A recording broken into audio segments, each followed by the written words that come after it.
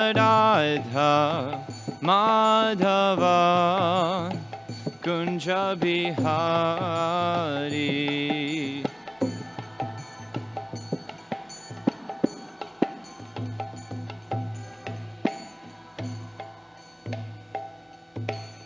Jayam Vishnupad Paramahamsa Parivrajacharya Ashtatara Shri Srimad His Divine Grace A.C. Bhaktivedanta Swami Srila Prabhupada Ki Jai.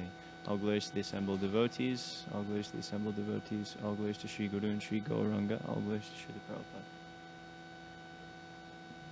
Om Namo Bhagavate Vasudevaya.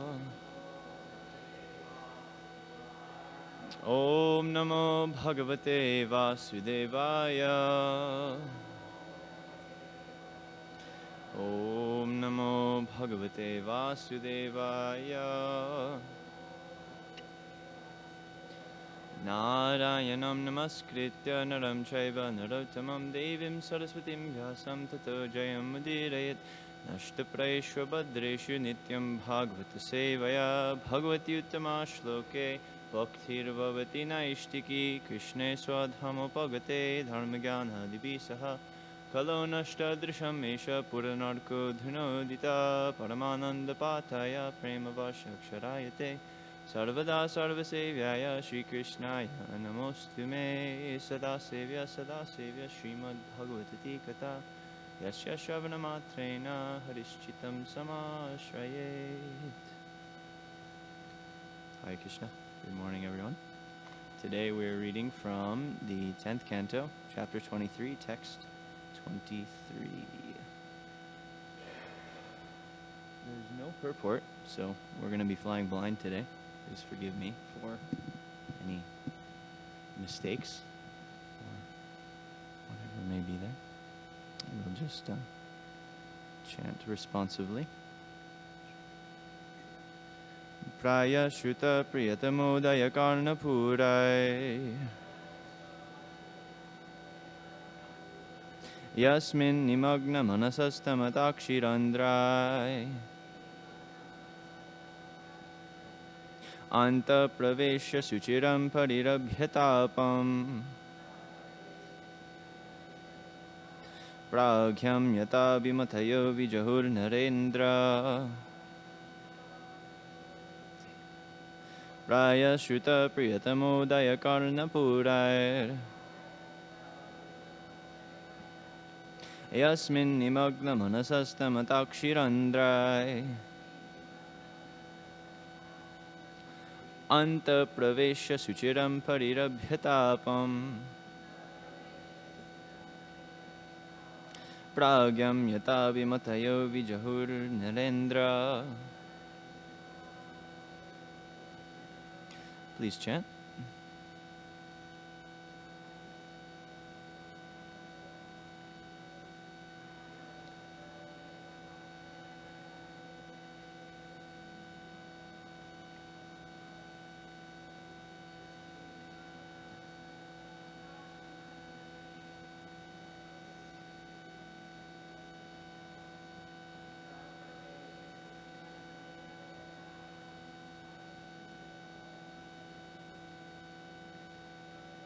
Pragyam Yata Vimatayo Vijahur Narendra.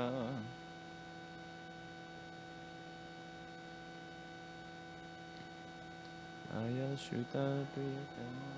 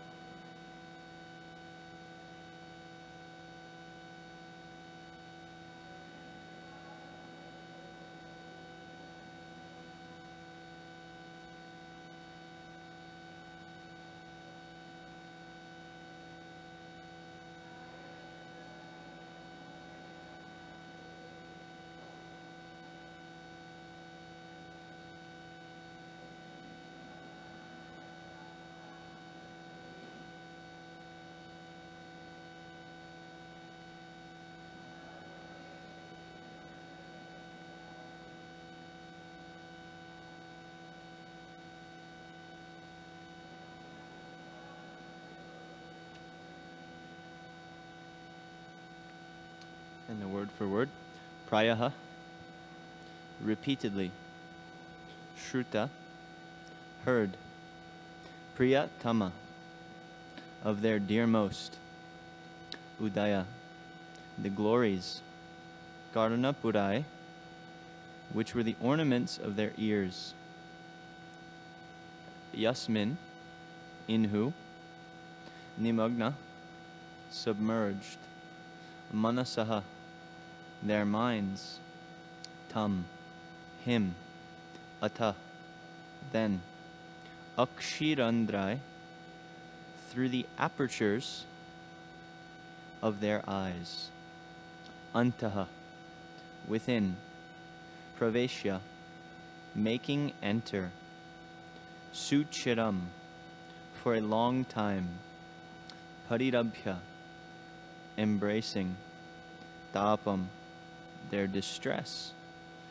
Pragyam, the inner consciousness. Yata, as. Abhimataya, the functions of false ego. Vijahu, they gave up. Nara Indra, O ruler of men. In the translation by the disciples of His Divine Grace, A.C. Bhaktivedanta Swami Srila Prabhupada, Srila Prabhupada Ki Jai. O ruler of men, for a long time those Brahmana ladies had heard about Krishna, their beloved, and His glories had become the constant ornaments of their ears. Indeed, their minds were always absorbed in Him. Through the apertures of their eyes, they now forced Him to enter within their hearts, and then they embraced Him within for a long time. In this way, they finally gave up the pain of separation from Him, just as sages give up the anxiety of false ego by embracing their innermost consciousness. Om Ajnanatimidandasya Gyananjana Shalakaya Chakshurunmilitam Yena Tasmai Shri Gurave Namaha Shri Chaitanya Manobishtam Stapitam Yena Bhutale Swayam Rupa Kadamayam Tadati Swapadantikam He Krishna Karuna Sindho Dhinabandha Jagatpate Gopesha Gopika Kanta Radha Kanta Namostute Tapta Kanchana Gaurangi Radhe Vrindavaneshwari Vrishabhanusute Devi Pranamami Hari Priye Nama Om Vishnupadaya Krishna Prashtaya Bhutale Srimate Bhaktivedanta Swami Niti Namine Namaste Saraswate Deve Gauravani Pracharine Nirvishesha Shunyavadi Paschatya Deshatarine Vanchakalpa Tarubhyascha Kripasindhubhya Evacha Patitanam Pavanebhyo Vaishnavebhyo Namo Namaha Jai Shri Krishna Chaitanya Prabhu Nityananda Shri Advaita Gadadhara Srivasadi Gaura Bhakta Vrinda Hare Krishna Krishna Krishna Hare Hare Hare Rama Rama Rama Hare Hare.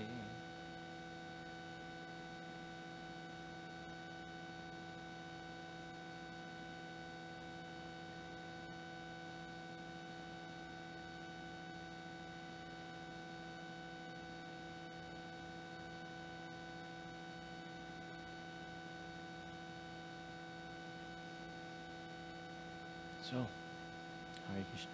Good morning. We're diving deeper and deeper and deeper into this really, really wonderful part of this really, really wonderful book. But I'd like to zoom out a little bit before we zoom in and speak a bit about what this book is and why it's so important that we hear the topics of this book. So there's one beautiful verse that's in the 12th canto that describes the gravity of this work and what it means for us, and actually what it means for everyone. We're just fortunate to be able to sit and hear it, have a little faith in the Bhagavatam, to read the verses that are therein and inculcate the lessons. So the verse is Sarva Vedanta Saram Hi Srimad Bhagavatam Ishyate Tad Rasam Ritatriptasya Nanyatra Shad Rati Kuchit. So Sarva Vedanta Saram Hi. This is a very, very important line. Sarva means everything, means all.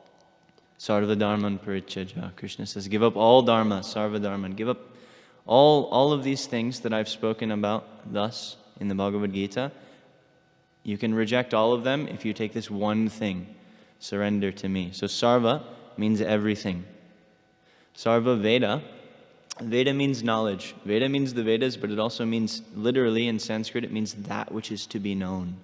So Sarva Veda means everything that is to be understood. In the entire world, in the entire universe, everything that is to be understood. Anta means the conclusion. Like we hear Vedanta, the Vedanta Sutras, they're very concise aphorisms that explain the conclusion of the vast Vedic literature. Millions and millions and millions of verses explaining the purpose of human life in different gradations. They're distilled into these Vedanta Sutras. So this verse says, Sarva Veda Anta, the conclusion of all knowledge. But it doesn't stop there. Then the word saram comes. Sara means the essence. So when you take the conclusion of all knowledge, you take the very, very last limit of knowledge, and then you boil it down. You take that cream and you boil it down, and you make it as compact as possible, as what's the word I'm looking for? As condensed as possible. Sarva Vedanta Saram Hi. And the word He is it modifies this whole phrase by saying definitely, without a doubt, you have no worry. This book will give everything. It gives absolutely everything. Srimad Bhagavatam Ishyate. This Bhagavatam will give this thing. And then the next line, Tad Rasamrita Triptasya, for one who has tasted the nectar, the Rasa Amrita, of this rasa, this taste that's given in the Bhagavatam, for that person, Nanyatra Shadhrati Kvachit, na anyatra, nowhere else, Shadrati Kvachit, will he find attraction. He won't find anything else in this world palatable. Now one can say this sounds very high, I still have some attraction for other things, I still like to do this and that. But actually, if we examine ourselves on an existential level, why are we still chanting 16 rounds? Why are we still coming around the devotees? Why don't we just dive headlong into life out there? Some people who live non-spiritual lives, they seem to be quite fulfilled, they seem to be happy doing whatever they're doing. But we have a gift, which is a little bit of a taste from this Srimad Bhagavatam, from Krishna, because the Srimad Bhagavatam is Krishna. And so somewhere deep down we understand this principle of Nanyatra Shadrati Kvachit, that nothing else is going to satisfy us. We won't be able to find it anywhere else other than here. So this book is constantly encouraging us, go further, take another step, go deeper, go deeper, go deeper. You have no idea what there is to be discovered. So we're very fortunate. We get to zoom into a very, very particular, very, very special part of this book. For one, we're in the 10th canto. For two, we're in the Vrindavan pastimes of the 10th canto. And for three, we're coming to the climax of the 10th canto. So we're really hearing descriptions of what it means to love Krishna. We're hearing descriptions about what it means to be completely enthralled and lost in love for Krishna, in a relationship which no other relationship can parallel. So on that note, we can begin hearing about the yogic brahmanas and where they particularly are at in this place. The yogic brahmanas, they have a very, very special, the yagna patnis, sorry, not the yogic brahmanas. The yogic brahmanas are also involved, but they're not, they receive some mercy because they associate with their wives, but they're not the stars of the show here, so to speak. So the yagna patnis, the wives of the brahmanas, they have a very special place for us in this story as well, because as one of our acharyas explains, they gained all perfection simply by hearing about Krishna. So this Bhagavatam, The main way that we take the Bhagavatam is through the Shrutekshita Pata. We take the path of seeing through the ears. We hear about Krishna's pastimes, and by hearing about them, we get an experience of them. And these Yagyapatnis, the wives of these yogic brahmanas, they also have walked along this path that Parikshit Maharaj is trying to show us. He's not trying, he's showing us. It's our job to try to see it or to hear it.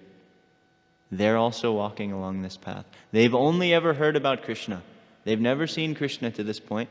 They know what he looks like because they've heard many descriptions from the flower sellers that go from Mathura to Vrindavan, because they're somewhere on the outskirts. They're not in Vraj, Gokul. They're not close to Krishna, but they've heard about this wonderful, beautiful little boy. They've heard about what he does and how charming he is, and how all women, when they see him, they practically faint. They've heard all of these things, and they've developed an intense desire to see him, to serve him, to be around him. And this is very amazing for us because it illustrates, and our acharyas explain how it illustrates that we're supposed to walk along the same path, the Shrutekshitapata, and we're supposed to eventually come to the place that the yogic brahmanas came to. And perhaps go further, because we're also explained about the Rasa Leela later. We're explained about the Govardhan pastimes. We're explained about what to speak of the Yagya Patnis. We're explained about what the residents of Nanda Bhavan, of Gokul, of Varsana, of all of these very, very intimate places. We're explained, we're told what they do. And in that way, when we hear these things, we hear them over and over, some desire can come into our hearts. Maybe one day, somehow or other, Srila Bhaktisiddhanta said, Ujjvala Ragapata Gaurava Bhange. We should hold this ragmarg on our head. Maybe one day, somehow or other, if I worship it, by hearing it, then I can go there somehow, some way or other. One teacher of mine has said that we should take these verses and we should meditate on, we should find 1,000 of them, and out of 1,000 good ones, we take 100. And out of 100 good ones, we take 10. And from 10, we find one that is very, very, very special. And the goal of our life is to jump into that verse. Because that's the point of life in Krishna consciousness, is to jump into a verse. And from there, that's it. That's life. And this is what Parikshit Maharaj is doing. He's hearing about this. And actually, it's amazing. Shukadeva Goswami, he says Narendra at the end of this verse. And our acharyas, they comment in a very, very special way about this word. This simple word, it means king. O king. We hear so many times in the Bhagavatam, Shukadeva Goswami says, O king, O Rajan, O Parantapa, so many things, O chastiser of enemies. Just he's calling his name. They're speaking. They're in front of each other, so naturally you say, Prabhu, what's your name? Prema Vardhana. So if I'm talking to you, I may, Prema Vardhana, to catch your attention, to bring you back into the focus of what I'm really trying to say. And so Shukadeva Goswami speaks Parikshit Maharaj's name or his title many times. But our acharyas say that when he says Narendra here, it's because he sees Parikshit Maharaj is so entranced in the narration that's going on because of the nature of the love of these ladies, which is so, so, so unparalleled, that he says Narendra in order to wake him up out of that trance, in order to give him to the next thing. And the other implication of the word is he's saying, have you seen anything? Have you heard anything to this point that is as beautiful as what you're hearing now?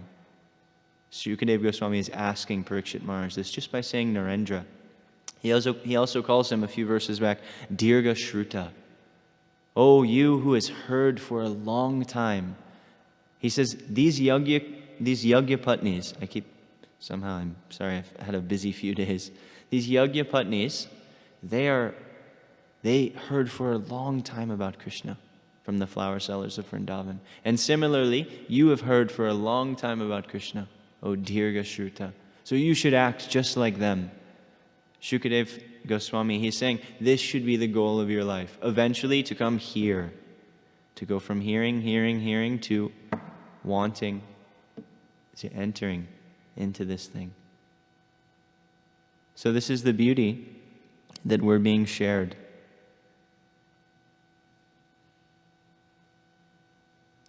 And on the note of the Brahmana's wives never having seen Krishna, this is very special because the last 3 chapters of the Bhagavatam, first we heard the Venu Gita, and then we heard the stealing of the gopis' clothes, and now we're hearing the blessings received by the Brahmana's wives. These are all 3 descriptions of Purvarag that are manifested in different ways by different devotees.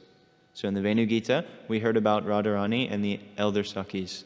And they're calling out, they're going around Vrindavan, and they're saying, "Oh, Govardhan, you're so fortunate. Krishna walks on your head. Oh, Krishna's flute. He plays that flute every day. To do anything, to relate with any other devotee, Krishna's playing his flute." And they're glorifying the Vrindavan force. They're glorifying everyone else, and they're saying, "You all have direct contact with Krishna. And we can't even see him. If we see him, we have to see him from far off, and we have to avert our eyes, because if anybody sees us looking directly at him, then everything will go. We won't be considered dharmic. Everything will fall apart. So we can't even look at him. He comes, we have to look the other way." This is the Purvarag of the elder gopis. And then we hear the Purvarag of the younger gopis who desire to have Krishna as a husband. We hear about this wonderful, wonderful austerity that they undergo because I want Krishna as my husband. He must be mine.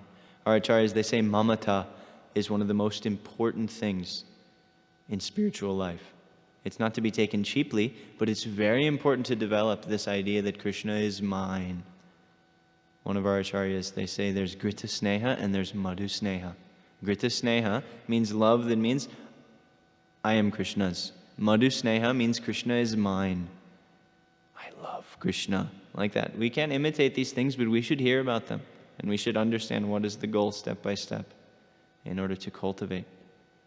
So this mamata, Krishna is mine. So these younger gopis, they think, I want to have Krishna. Please, Katyayani Devi, please, Katyayani Devi, you give me Krishna as my husband. You please. And they all prayed this way. It's described that they didn't even speak to each other about what their vows would be in particular. They would chant Krishna's names, and they all knew that each one loved Krishna, but they kept this secret within each one of their hearts. I want Krishna as my husband. You please give him to me as my husband. So this Purvarag. And we saw how that ended with Krishna coming and playing with them and doing everything that he did on the bank of the Yamuna. And now we're hearing about the Yagyapatnis and their Purvarag because they haven't seen Krishna. They have no idea exactly what he looks like. They've heard so much. They've walked on the Shrutekshita Pata, on the path of the ears, until the legs of their ears are pained. They've been walking and they've been longing and longing and longing. When will I see this Krishna?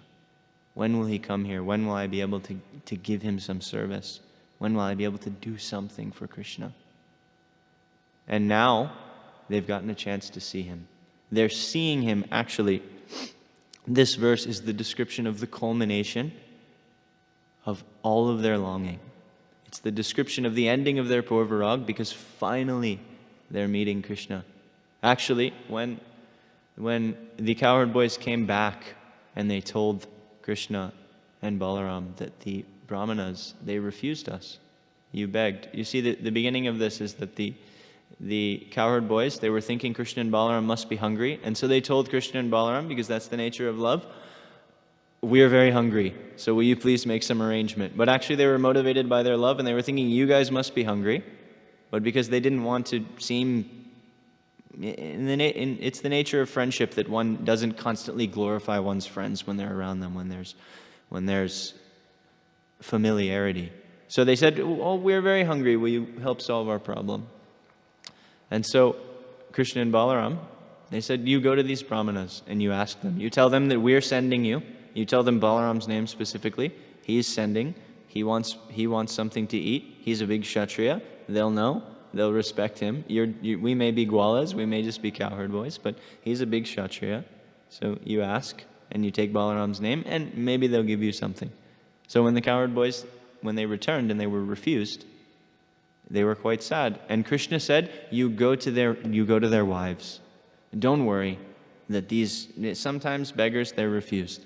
Don't worry that these Brahmanas, they've refused you. Their wives, you don't even have to tell them I'm hungry. You just tell them my name. Because he knows, because he's the super soul. He's sitting there.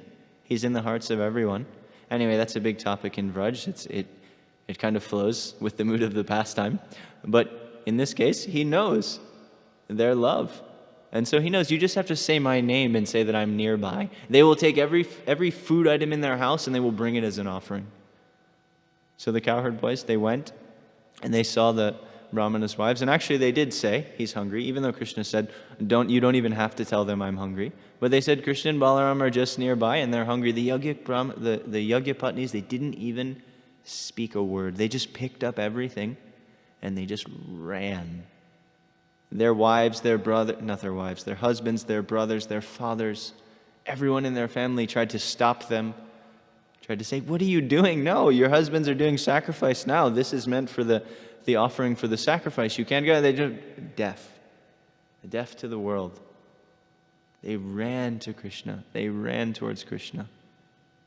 Because that intense purvarag, there was finally some opportunity to, as is described in this verse, to finally give up the pain of that separation, because purvarag is the beginning of separation. Separation before even meeting. Separation before there was even union to cause separation. The separation that comes through hearing. So that purvarag, finally they had an opportunity to break it. And this moment, through the apertures of their eyes, they now forced him to enter within their hearts. And then they embraced him within for a long time. In this way, they finally gave up the pain of separation from him, just as sages give up the anxiety of false ego by embracing their innermost consciousness. This was the moment they were finally able to let go of this. And we're going to hear more descriptions further along about how this isn't the end, actually. For them, this was the culmination of everything they experienced to that point. This was the highest imaginable, not even imaginable, this was the highest unimaginable ecstasy that they could experience. And yet, it's just the beginning, because we're going to hear more and more and more about how this transpires, and actually about how Krishna is only interested in heightening the spiritual experience of his devotees. He's interested in relishing. He's Rasika Shekara. He's always trying to taste more and more and more. He's the highest Rasik. And so we're going to hear about how he extricates that love more and more and more, bringing it to a pitch, a fever pitch for his devotees and for himself also. So this is what I could churn out. I'm sorry I had a little bit of time to prepare, and as I said, it's been quite a busy flurry of days and even weeks. Please forgive me if there are any mistakes here. I'll leave you with the verse, Yada triskalitam kinchit vidvamsa purayantu tat yad atra shoshtavam kinchit tad gurureva menahi. Yada triskalitam kinchit. If you saw any fault here, if there was any mistake, vidvamsa purayantu tat. You're all learned Vaishnavas and Vaishnavis. You're very wise and you're very deep because you're sitting here and because you must be dear to Kishore Kishori. So please correct it. Purayantu. Yadatra shoshtavam kinchit. But however, if you've seen anything nice, tad gurureva, it's my guru's. May nahi. It's definitely not mine. If there are any comments, questions, or corrections, they're welcome.